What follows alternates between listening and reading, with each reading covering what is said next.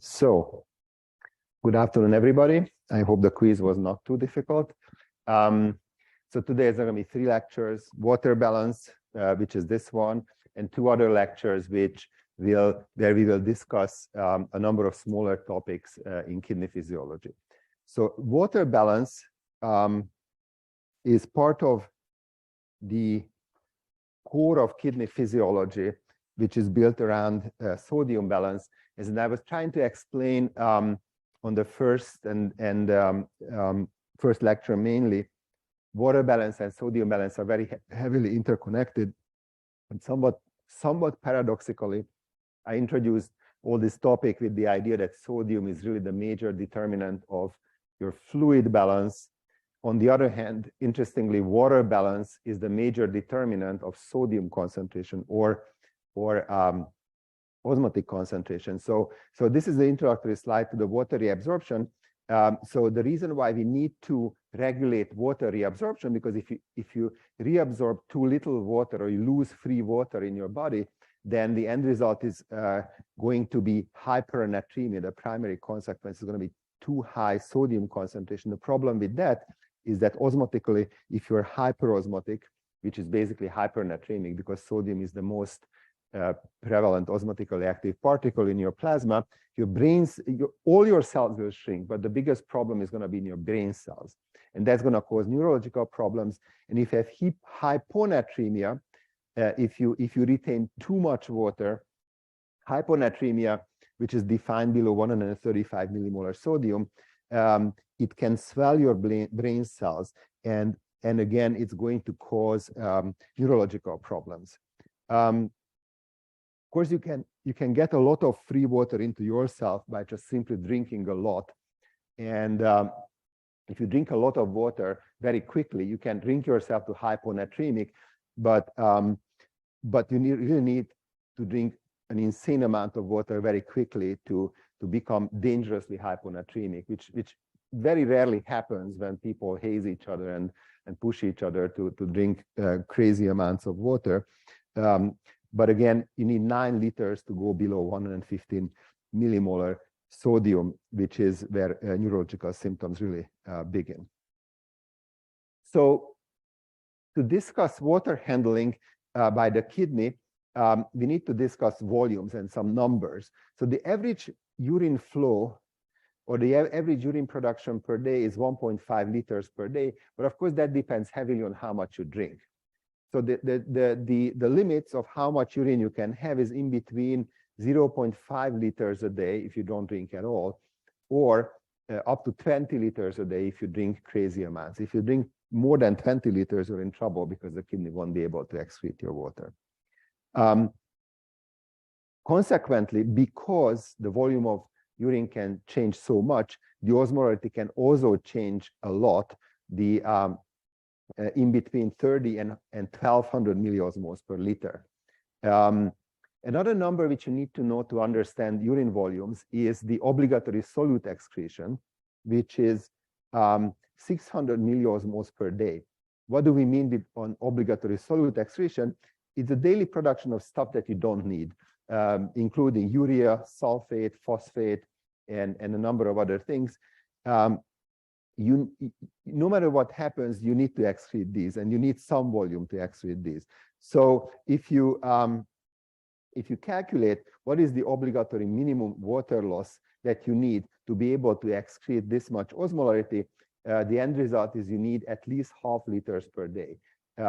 If you produce less than half liters per day, even if you don't drink all days, that means you're in kidney failure because you are not able to excrete the obligatory solute excretion.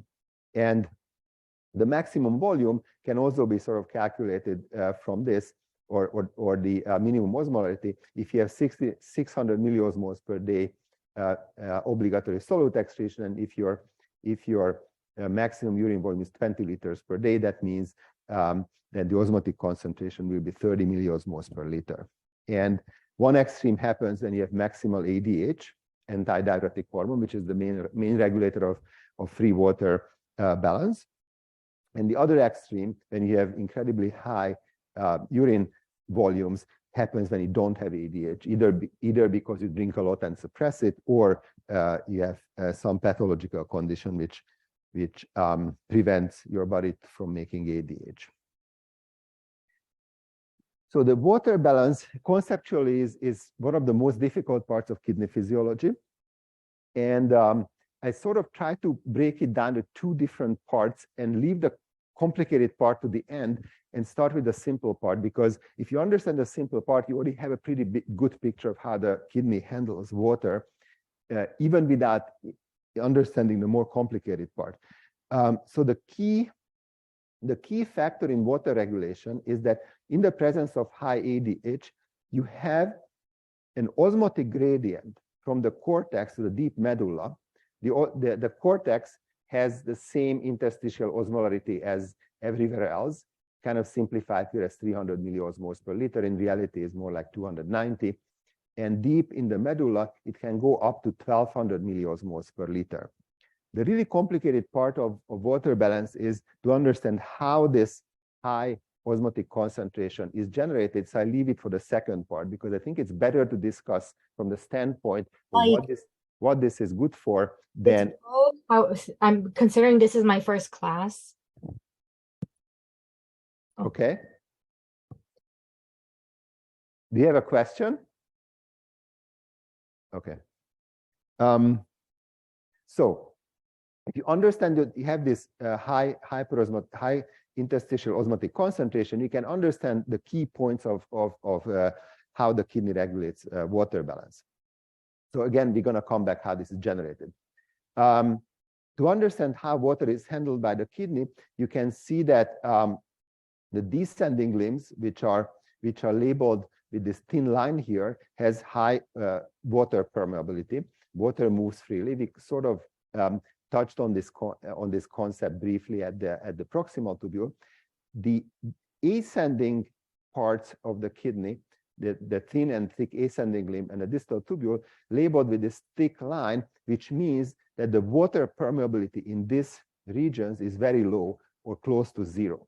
So there's almost no water movement in these segments, but you do have sodium reabsorption. And the sodium reabsorption in these segments is part of how this high hyperosmotic interstitium is generated. And the low water permeability is important because water can't move out and can't dilute this high osmotic concentration. And the reason why we need this high osmotic concentration in the interstitium is this is what enables the kidney to generate highly concentrated urine. And the way it goes is that if you have high concentration of antidiuretic hormone, that makes the collecting duct to be highly permeable to water. So basically what happens is this segment already dilutes the osmotic concentration, the ascending segments, because they remove sodium, but they don't let water pass. And what happens is when the urine reaches the collecting duct, then in the presence of ADH, you have high water permeability. So this high interstitial osmolarity will move water out from the tubule, and this is how it generates hyperosmotic urine.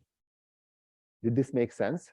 You have high interstitial osmolarity, ADH makes the collecting duct highly permeable to water, so water moves down its osmotic gradient and goes to the interstitium, and the urine or the tubular fluid will be hyperosmotic. This is how we generate concentrated urine. The next slide shows the same thing in the absence of ADH. What changes in the absence of ADH is, to start with, this hyperosmotic, the medulla is still hyperosmotic, but not as much as in the presence. But the key part is that the collecting duct in the absence of ADH is impermeable to water. So what happens is that the tubular fluid that was diluted in this segment, in the ascending limb and the distal tubule, is going to be further diluted. And since there is no water permeability, water will not move, and therefore the urine will be hyposmotic. Does this make sense? So the main thing that ADH does is to change the water permeability of the collecting duct. And this hyperosmotic medulla if you don't have high water permeability, water will not move. But if you do have high water permeability, in the presence of ADH, water will move. Does this make sense? It is really the hyperosmotic medulla that is the driving force for free water reabsorption. And whether or not this free water reabsorption happens depends on the permeability of the collecting duct, which in the presence of ADH is highly permeable, in the absence of ADH is not permeable. This is the key concept of how the kidney reabsorbs or excretes water. Now, we're going to go over some details. So this slide just illustrates the exact same thing that I showed you on the previous slide. This puts into numbers. You can see that this is the x-axis is the osmotic water permeability. You can see that the water permeability in the proximal tubule and in the thin descending limb is very high. Then when you get to the ascending limbs and the distal tubule, this water permeability is very, very low.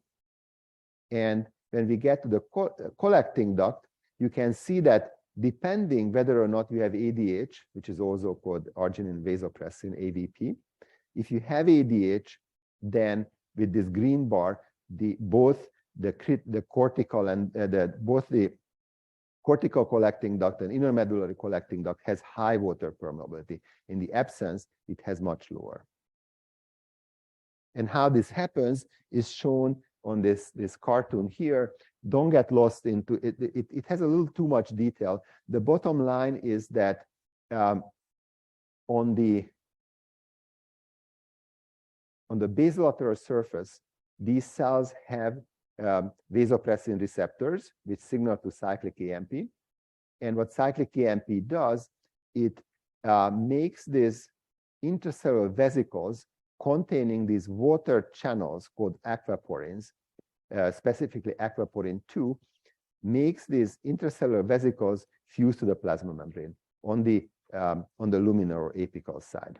So in the absence of ADH, the aquaporin molecules are inside the cell, so that's why the cell is not really permeable to water. And if you do have ADH, these vesicles fuse to the apical plasma membrane, and you have water channels, and therefore the water permeability will be high. So this is the molecular mechanism.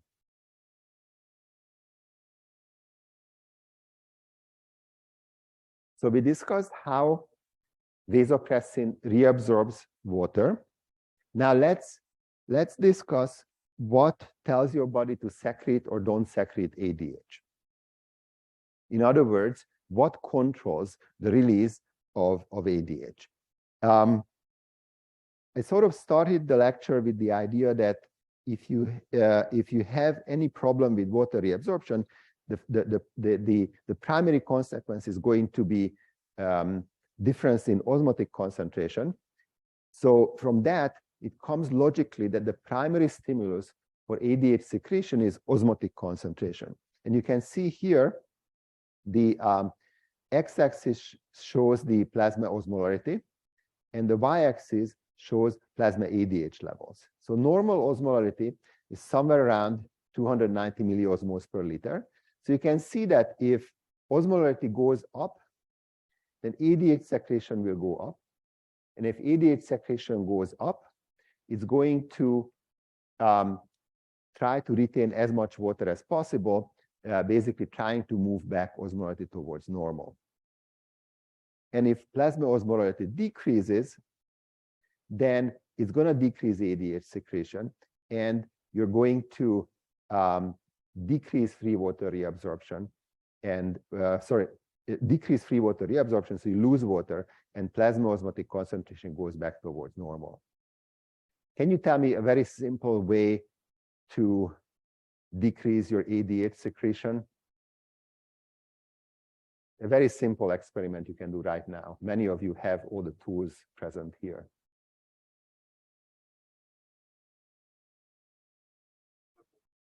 Yeah, exactly. If you want to decrease your ADH, you just drink that half-gallon water that you have in front of you, and your ADH will decrease, and then you will go to the bathroom, pee it out, and your plasma osmotic concentration goes back towards normal. So generally speaking, in everyday life, because this very sensitive regulation of ADH by plasma osmotic concentrations, as little as 1% change can change ADH secretion. What ADH does in a normal day, it basically senses your plasma osmolarity. And if you have too high osmolarity, it retains water. If too little, it's going to excrete water. Of course, from the ADH standpoint, it's easier to go towards restoring from hyposmolarity towards normal because you can excrete water. On the other side, if you're hyperosmotic, just your ADH won't be able to restore normal osmolarity. What do you need to do? If this curve goes this way, your ADH goes up, is that enough to restore normal osmolarity?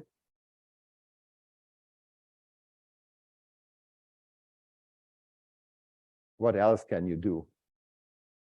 How will you feel? If you're hyperosmotic, how will you feel?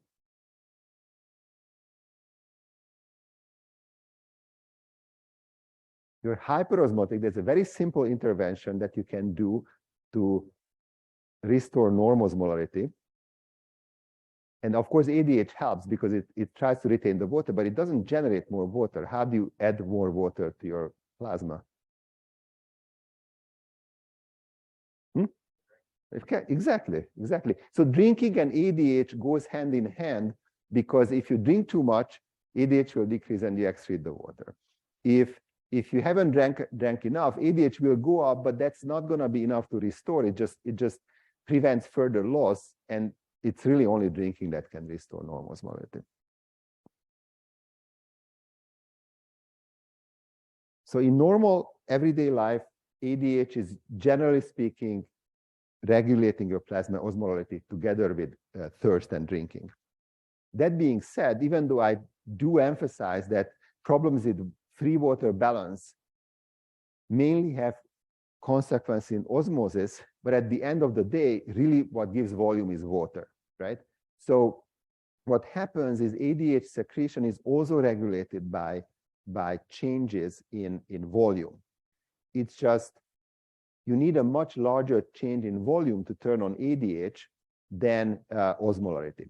So what this bottom panel shows here, 0 is not 0 blood pressure, but 0 is 0 deviation from normal. So it means normal volume or normal pressure. What you can see here is that small changes in volume status or pressure doesn't do much with ADH. But when you have a more than 10% decrease in volume, or maybe 20% decrease in volume, then at one point, the decrease in extracellular volume will also turn on your ADH secretion. So the bottom line is very small change in osmotic concentration, very sensitively regulates ADH. But if you have a large drop in your plasma volume, it is going to also turn on ADH and retain free water.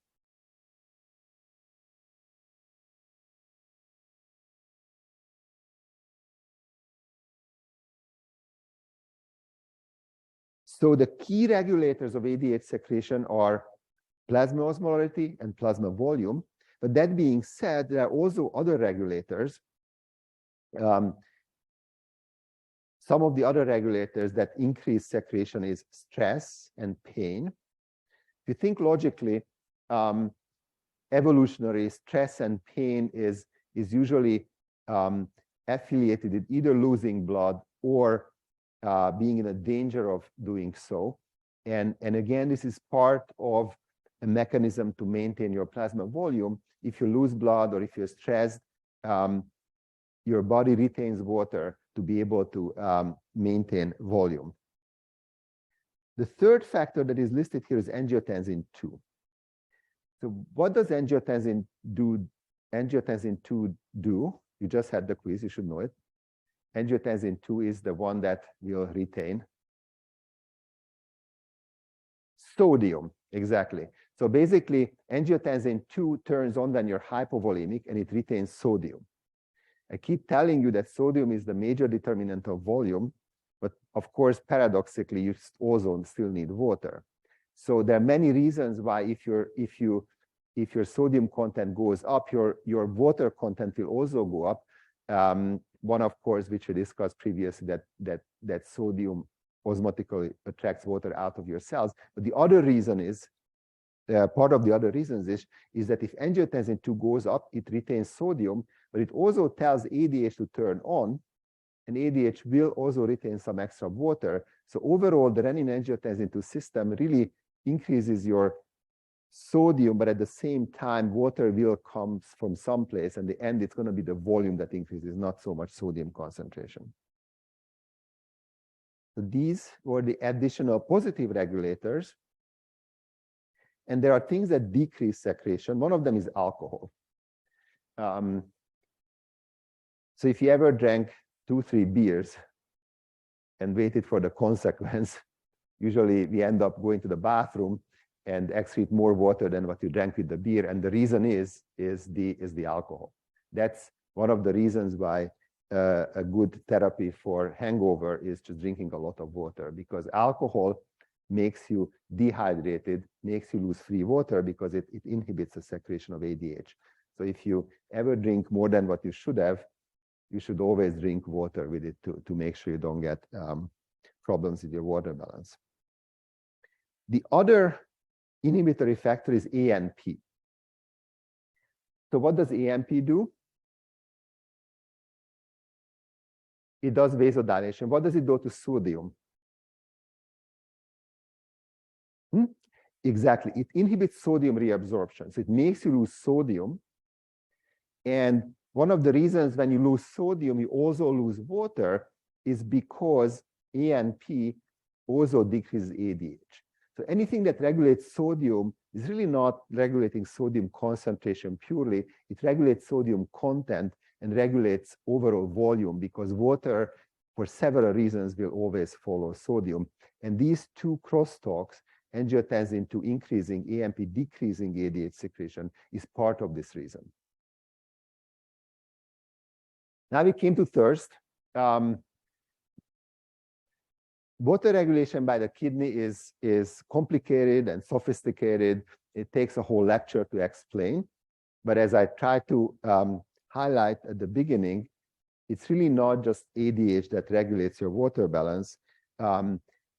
Thirst is just as important. It just doesn't take a whole hour to explain. So basically, almost everything that regulates ADH also regulates thirst. If your plasma osmolarity goes up, it's going to be sensed by osmosensors, and it's going to make you thirsty. So this is part of that regulatory pathway that I talked at the beginning about. And just like with ADH, if you have a drop in your blood volume, that's going to be sensed by baroreceptors, and they're going to make you directly thirsty. It's also going to turn on angiotensin 2, and angiotensin 2 is also going to make you thirsty. It's not just increases your ADH to retain water, but if your angiotensin 2 is turned on, it also makes you thirsty. That's the third or fourth reason why, if you retain sodium, water will follow again, because it's not just the hyperosmolarity that makes you thirsty. It's also angiotensin 2 is going to make you thirsty. So these are exactly the same regulations as for ADH. There are two additional ones listed here, which are not listed at ADH. If your mouth is dry, you will be thirsty. If you talk a lot, like if you have to give a lecture, I have water here. Many of you also have water, but so if your mouth is dry, it's going to make you thirsty. Probably just ensuring that you can talk. Plus, I think dryness of the mouth is also a sign of dehydration. The other one, which is a negative regulator, is monitoring water intake by the GI tract. So I talked about hazing, when kids push each other into drinking insane amounts of water, and very rarely people get hyponatremic, not just because they know it better and stop, but also because the distension of the GI tract is going to be a pretty strong stimulus, making you not thirsty, not wanting to drink. It makes perfect sense, because if you drink an extreme amount of water, it can make you hyponatremic, and you want to avoid that. And one mechanism to ensure that is if your GI tract, if your stomach is distended by large volumes of water, it's going to make you less thirsty.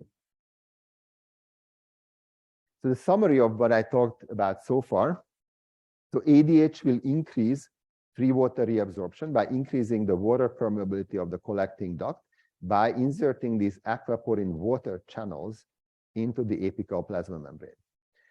So what I talked about in the first lecture, that all cell membranes are permeable to water, the major reason is aquaporins, because most cells in your body has plenty of aquaporins, and the exception is some of your kidney cells. Like the ascending limbs don't have aquaporins, that's why they're not permeable to water. And your collecting duct has aquaporin depending on whether or not you have ADH. Water then is reabsorbed by the hyperosmotic medullary interstitium by osmotic forces. ADH secretion is regulated by small changes in osmolarity. If your osmolarity goes down, you're going to excrete water, and the osmolarity goes back up, and vice versa. And larger changes in volume also regulate ADH secretion. And ADH, I haven't mentioned it so far, just like angiotensin 2, ADH is also a vasoconstrictor. Its other name, vasopressin, sort of tells you vasopressin, you press or constrict your vessels. And increased plasma osmolarity will not only increase ADH secretion, but it's going to also make you thirsty.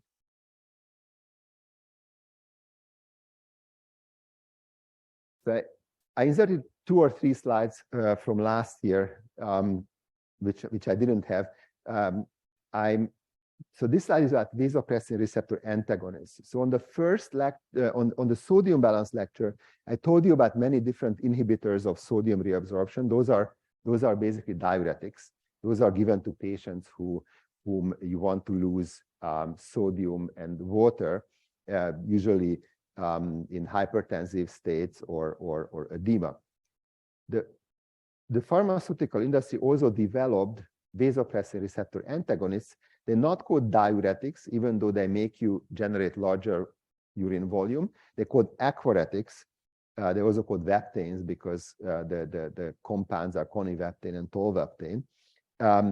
What these drugs make you do is you lose water without sodium. If you take a diuretic, you lose sodium and water.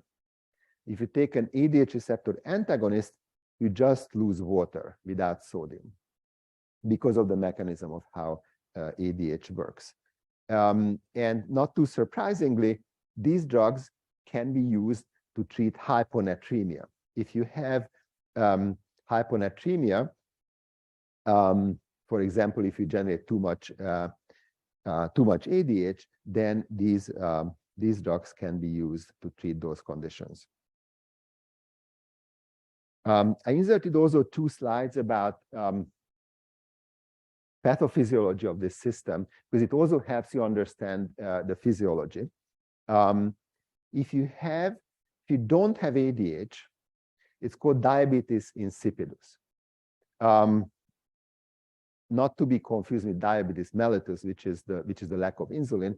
The reason why they call it diabetes insipidus, diabetes means flow through. So ancient Romans or Greeks noticed these conditions when you just generate an enormous amount of urine. In the case of diabetes mellitus, is because you have glucose in your urine, and that osmotically brings water with it. In the case of diabetes insipidus, it is because you don't have ADH. And mellitus means sweet, insipidus means tasteless. So that kind of implies how the ancient people diagnosed these 2 different diseases from each other. They literally tasted the urine, physicians, because if the urine was sweet, that was a death sentence. If the urine was not sweet, it was a very, very high level of inconvenience because you had to drink a lot of water, but you could survive. So you have very high volumes of urine, which comes from the first slide in this lecture, because if you don't have ADH, you just lose a lot of it. Your collecting ducts are not permeable to water, you just lose it. The plasma sodium concentration is theoretically should be high, because you lose pure water, so that should make you hypernatremic. In reality, most of these patients, or many of them, are not really hypernatremic. Why? What do they do? It's on the slide, you just have to read it. They just drink a lot. They just drink a lot. It's difficult to be hypernatremic because hypernatremia makes you thirsty. And if somebody has this condition, it's pretty inconvenient because you generate incredible amounts of urine. But usually these patients run around with lots of fluid and just keep drinking, keep drinking. Treatment, it's basically ADH receptor agonists. ADH itself is not a very good pharmaceutical compound, but they developed better ones, which you can just take. So that was the lack of ADH is called a central diabetes insipidus. There's also nephrogenic diabetes insipidus. I mentioned this for the sake of completeness. The problem here is that you do have ADH, but it doesn't work properly. It's usually because there's a mutation in the aquaporin gene, or there's a mutation in the ADH receptor gene. And what differentiates between the central diabetes insipidus and nephrogenic is that these ones do not respond to ADH agonists. The second one is actually not as uncommon as it sounds, because it's not only mutations in these proteins, but also a lot of drugs have side effects of nephrogenic diabetes insipidus. So many people who take all sorts of different medications have a milder version of this nephrogenic diabetes insipidus. And the opposite of diabetes insipidus is the system of inappropriate ADH secretion, or SIADH. It's usually secreted by a tumor and usually comes with low plasma sodium concentration because you just retain too much water, and that makes you hyponatremic. And not being thirsty is not as strong stimulus as being thirsty. So these patients usually are actually hyponatremic, and they have high urine osmolarity. And this condition can be, if it's made by a tumor, you can remove the tumor. You can restrict water. So you try to condition yourself not to drink too much water to avoid the low plasma sodium. And finally, there are also ADH receptor antagonists, the veptanes that I just mentioned. You can also give these patients those drugs, and they will be they will alleviate the symptoms. So this was the simpler part. Now comes the complicated part of how the kidney generates this hyperosmotic medulla. On the right side, you can see that this hyperosmotic medulla has two components, or three, if you will, sodium and chloride. You can see that from the cortex to the outer medulla, there's a steep increase in sodium and chloride concentration, and then it sort of levels off in the inner medulla.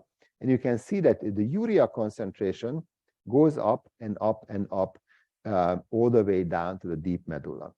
So, not too surprising, there are two mechanisms.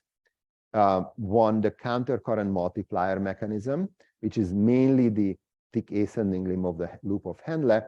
That's the one that generates the sodium gradient. And you have the urea recycling, which is generating the high urea concentration. And there's a third mechanism, the special circulation of the kidney medulla, the countercurrent exchanger, or also called vasa recta, that does not really generate this osmotic gradient, but it helps maintaining this osmotic gradient, as you will see in the next couple of slides. So this slide shows the countercurrent multiplier mechanism. The countercurrent multiplier mechanism is the one that generates the high sodium chloride concentration. So you have the descending limb and the ascending limb. This is mainly happening in the thick ascending limb, so you might as well put a T here. What this slide shows is it explains how this special loop configuration of the loop of Henle is capable of generating high osmotic concentration interstitium. And the problem and the reason why you need this because there is an energetic component here, is that the sodium potassium pump and all the other sodium transporting mechanisms together, there's an upper limit of how much concentration gradient these can generate. And this loop system sort of overcomes this barrier of not being able to go over 200 milliosmoles per liter concentration gradient. So let's assume we start with everything being isosmotic, 300 milliosmoles per liter. Simplification to the actual 290. Many books operate with the 300 because that's easy to remember. So what you see here, everything is isosmotic here. And then in step 1, the ascending limb, or mainly the thick ascending limb, is going to move sodium from the lumen into the interstitium.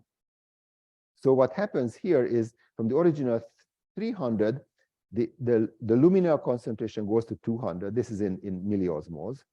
The interstitial becomes 400, and that's when it stops because it cannot, the transport systems cannot generate a more than 200 milliosmole concentration difference. Since this segment is impermeable to water, water will not follow. So this gradient can be maintained. What is permeable to water is the descending limb. So as a consequence of the higher interstitial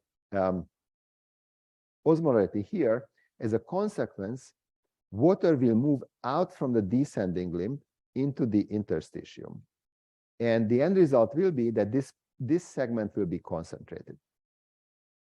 And this is where it stops. This is where it equilibrates. But then what you also need to consider is, it's called a single effect. But you also need to consider that during this process, the tubular fluid also flows. This figure just breaks it down to different parts. So the next step is a fluid flow. So the fluid moves, and what happens is that some of the 400 milliosmole per liter tubular fluid from the descending limb moves to the ascending limb. And then everything becomes 400 milliosmoles per liter. And then in the next step, you repeat the previous single effect, move some sodium. So this side becomes 300, the interstitium becomes 500, water moves, and this 500 milliosmoles per liter fluid moves to the ascending limb, and the whole process repeats itself. And basically, as a combination of the fluid moving, sodium being reabsorbed without water, the descending limb being concentrated, the system is capable of generating a higher interstitial osmolarity than it could be doing without this loop structure. So the reason why the mammalian kidney looks the way it looks is because microscopically, by having this loop of Henle, is because you need this for generating this hyperosmotic medulla. So this was sodium. So this is how the kidney generates high interstitial sodium concentration. The next slide, this one, shows urea transport in the kidney, which will generate high urea concentration in the deep medulla. So urea is synthesized in the liver as a way of detoxifying ammonia, or ammonium, which is the primary end product of amino acid catabolism. What you need to know about urea, that it has a relatively high concentration in the plasma. If you express it in millimolar, it's between 2.5 to 6 millimole per liter. It's relatively high compared to other waste products. Creatinine is another waste product. Its concentration in millimole is only 0.1. And so it doesn't seem very high, 2.5 to 6, because your normal plasma osmolarity is 300. When it becomes actually significant osmotically, when it gets concentrated in your tubular system. And interestingly, in the United States, they don't measure it in millimolar. In clinical practice, they call it BUN, or blood urea nitrogen. And express it as 7 to 18 milligrams per deciliter. If you go to medical school, this is what you're going to have to learn and know. I just mentioned the millimolar concentration because it does have importance in terms of how this small molecule contributes to large osmotic forces. So urea transport is passive. It goes down its concentration gradient. It can go either paracellularly or transcellularly. The paracellular depends on the permeability of tight junctions. The transcellular goes through urea transporters. The membrane itself is not very permeable to urea, even though most cells have high urea permeability because most cells have urea transporters. The proximal tubule reabsorbs roughly 50% of the filtered urea, mainly paracellularly. Basically, the way it goes is water and sodium is reabsorbed. You're going to have more urea in your tubular lumen, and it simply just diffuses down its concentration gradient through the tight junctions paracellularly. In later segments of the nephron, which I'm going to show you in detail in the next slide, it undergoes this complicated recirculation, and it will end up accumulating in the inner medulla. And here is another reason why you need this loop configuration, is because this loop configuration is also important to accumulate urea in the interstitium. So the way it goes, it's broken down to steps. So when ADH is present, then there is significant water reabsorption in the cortical collecting ducts here. And what happens is, due to this water reabsorption, there's not much urea permeability here. So due to the water movement, the urea concentration goes up. What happens next is this higher concentration of urea moves down with the tubular fluid flow and reaches the inner medullary collecting duct. And here, what happens in the presence of ADH, just like water permeability increases, you also have an increased urea permeability. So this increased urea permeability combined with the increased concentration of urea in the lumen due to previous water reabsorption, urea will diffuse out to the interstitium down its concentration gradient. And in the next step, urea will enter the lumen of the ascending limb, and the fluid flow is going to move it up, move around, and get to this section. And once it gets to this section, again, its concentration will further increase because water will be removed. And the end result is basically urea is kind of circulating back and forth between the collecting of the ascending limbs, distal tubule, and back and forth. The end result is that in the presence of urea, in the presence of ADH, urea will be deposited into the interstitium here, largely driven by the fact that ADH increases urea permeability here. So this was mechanism number 2. So the countercurrent multiplier increased sodium concentration, urea recycling increased urea concentration, and this slide basically summarizes these osmotic changes as you go along the nephron. What is plotted here is the ratio between the tubular fluid and the plasma osmolarity. One is isosmotic. You can see that in the presence of ADH, the bottom of the loop of Henle osmotic concentration is very high. In the absence of ADH, it's a lot lower. There are 2 reasons why it's lower. One is because urea is lost in the urine because you don't have this increased urea permeability.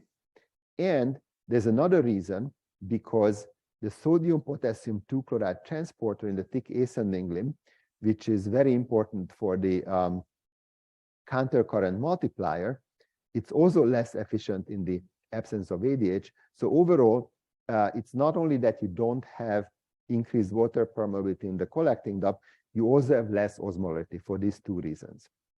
And then the graph splits. In the absence of ADH, your urine is going to be lower and lower in osmolarity. And in the presence, you remove water and you're going to get high osmolarity.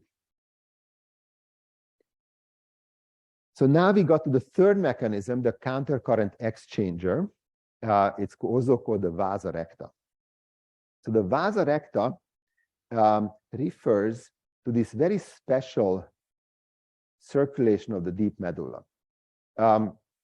What you have in the medulla is first of all, the blood supply to the renal medulla is much lower than to the cortex. Only 5 to 10% of the renal plasma flow goes to the medulla. So the blood flow is low to start with. Why is it good to have low blood flow if you have a hyperosmotic medulla? If you have a higher blood flow, what would it do with the high osmotic concentration?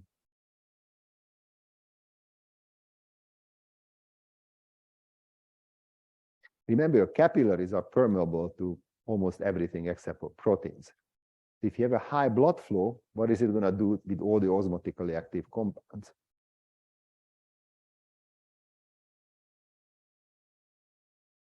The blood that goes in is normosmotic, and the blood flows through a hyperosmotic interstitium. What's going to happen to that blood that goes through there?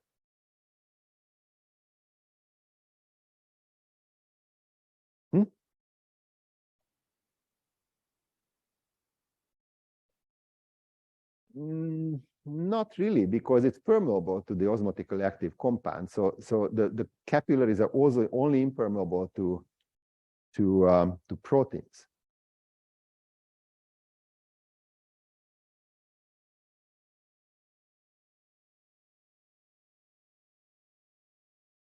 If you have more on one side, then you have a lot of osmotically active stuff in the interstitium and much less in the capillaries. Where is the osmotic stuff going to go to? Into the capillaries, right? Where is the capillary blood going to go? Out of the kidney, right? So what's going to happen if you have high blood flow? What is going to happen to this high osmotic concentration?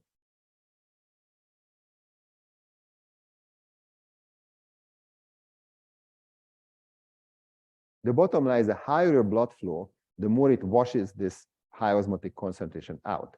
So the problem is that you have this high interstitial osmolarity and your blood flow works against it. When your blood flows through, it's gonna this high urea and high sodium, this is gonna go into your capillaries. The capillary blood goes out and it basically just washes it out.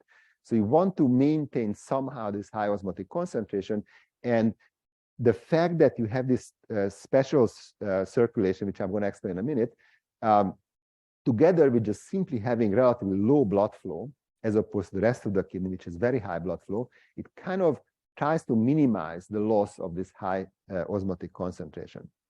So this hairpin configuration, so the way it goes, these vasa recta form capillaries in the cortex and go down to the deep medulla as capillaries and come back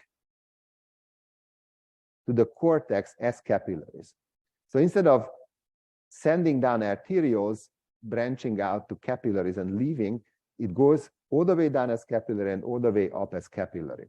And the point of that is that if you have this hypothetical scenario when, say, it goes in as a capillary and goes out as a venule on the other side, right? This would be the hypothetical straight tube exchanger.